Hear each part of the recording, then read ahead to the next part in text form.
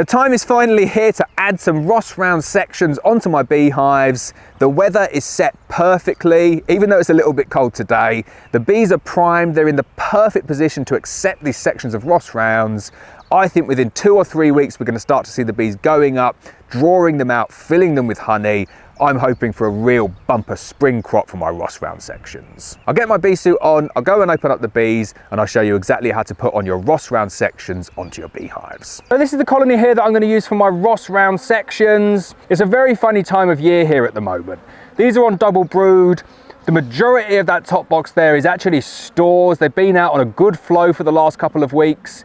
They've drawn out the foundation and they've put a decent amount of honey in there. I'm in two minds how to approach this. I'm going to keep it as simple as I possibly can though. I'm going to run it as a double brood configuration. I'm going to add a queen excluder on top, and I'm going to add one single rack of Ross rounds because I know in the next 2 weeks they are going to be really short of space when it comes to storing honey. So this is the colony we've got. That's the top brood box. Got some brood in there, got some stores in there, mostly drawn out. It's a new one for 2022. And then we've got a 14 by 12 box underneath it. And then we've got 2 really good weeks of weather forecast as well. So my plan is that they're going to be short on space for both brood and for honey.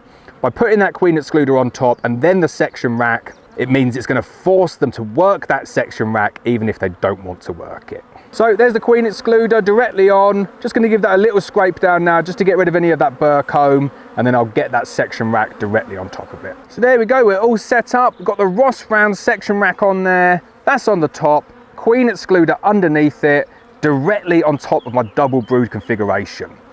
I'm hoping that I'm going to have a real good emergence of brood over the next 2 weeks, coincide with the good early spring weather, and that means it's going to force the bees up into that box upstairs.